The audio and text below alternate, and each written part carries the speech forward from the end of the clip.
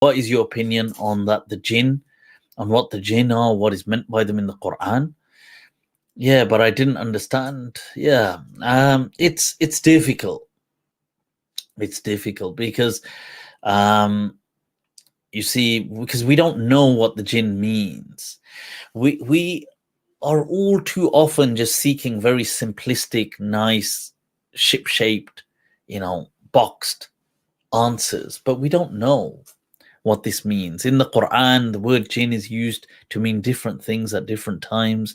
It just means something that is veiled, that is, that it's not that, it just seems to highlight that there exists something beyond or in addition to humans. There exists something, but it doesn't really explain what that thing is or what these things are.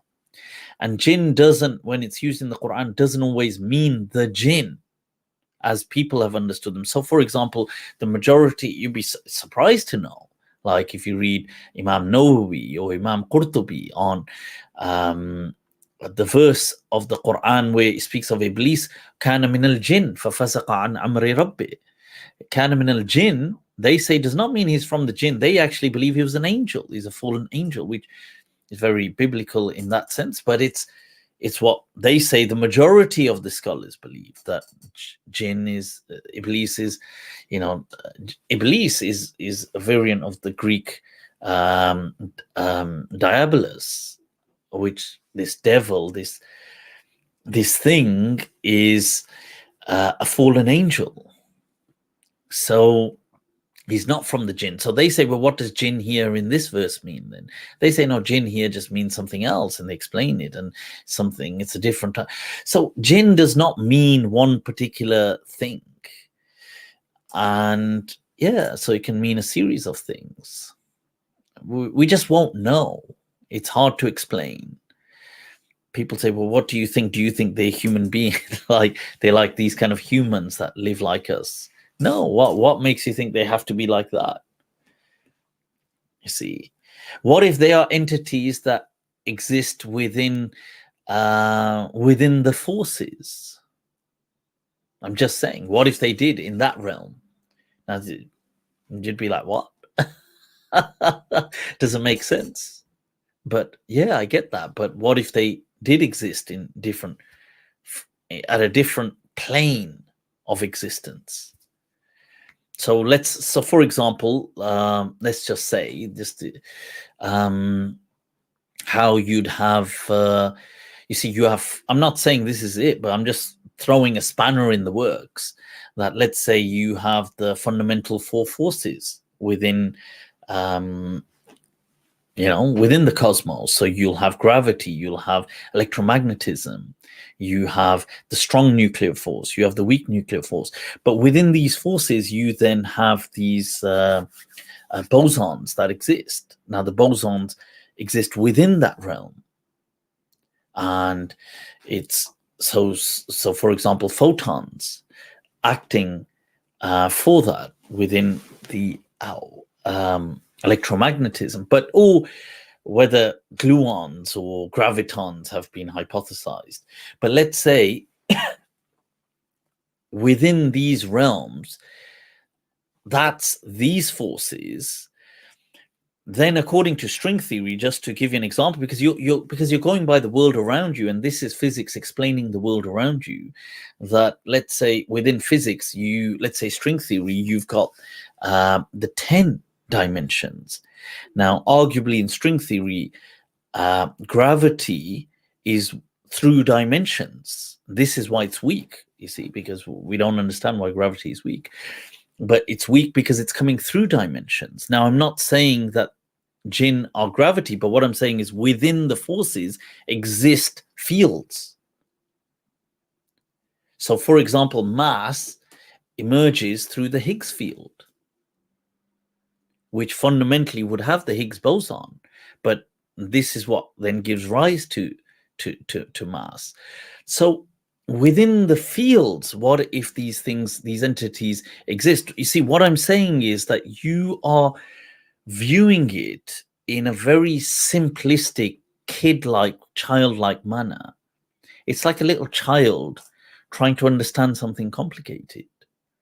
Explaining to a 4-year-old, for example, if you had to explain to a 4-year-old, I don't know, you had to explain something incredibly complicated, or if they had to understand something very complicated, but obviously they can't, but they would just look at it in a simple, they would just make like some simple thing and just say, well, oh, this, it can be called this, and this can be called this, and these two are friends. Like they might say, well, oh, these forces, the nuclear force is a friend of the, and you see, now this is their world. They're just 4-year-olds or 5-year-olds. Now they don't understand it. They're just making some weird approximation for their age.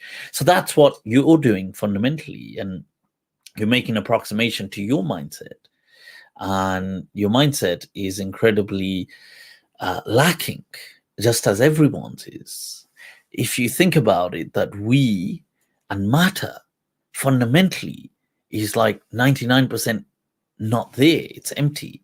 Like we're empty. Like if you think about an atom, we're made up of atoms, and it's all made up of empty space. It's so counterintuitive. It's crazy. Because if you think of, we're fundamentally just empty space, but we're not empty space though. So it's, you see, you can't, like when I tell you that we are just made up of molecules and made up of atoms, which are just made up of mainly empty space. So they say that, let's say an atom, because an atom in it, you're going to have the nucleus, and then you're going to have, like, let's say protons or electrons just kind of moving about, but that's it. But it's all other than that's empty space. So they say, let's say the solar system is an atom, and then the nucleus would only be like a tree on Earth, and the rest is what then? It's just empty. But yet it's not empty to us. So, that's why لا تدرك الأبصار وهو يدرك الأبصار. See, you can't see it. You can't fathom it.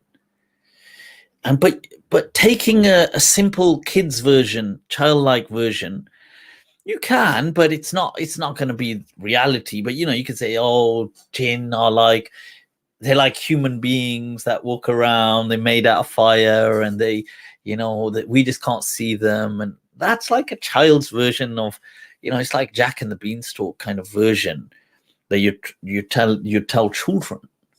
But if it helps people, that's fine. If it helps you to believe that Jinn are like humans, except they're like fiery. What's that action figure? The one that kind of walks as fire. Let's say that's what you think Jinn look like, then fine. That's, I mean, they don't, but that's okay. If it helps you in your world, then that's okay. You can believe it. The truth is, we just don't know.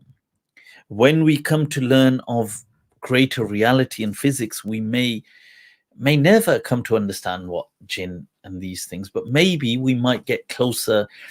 If you want to understand reality, start understanding physics, because that is an observation of reality, the cosmos, especially astrophysics, and understanding that, because that's the closest you'll ever get to understanding reality. And Jinn and these things are a part of reality. And if that's too complicated, which it is, then just accept that this is complicated. I can't. And I think this is one of the unfortunate things where religion has kind of been pushed away from from science, because people think, I don't want to learn about science, I want to learn about religion, but really it was all one. Allah says, أَفَلَا يَعْقِلُونَ do they not look at the world around them? قُلْ سِيرُوا فِي الْأَرْضِ فَانْظُرُوا, go about the earth and observe. Why? Because by observing, you'll understand God. And you'll understand creation. That's the answer.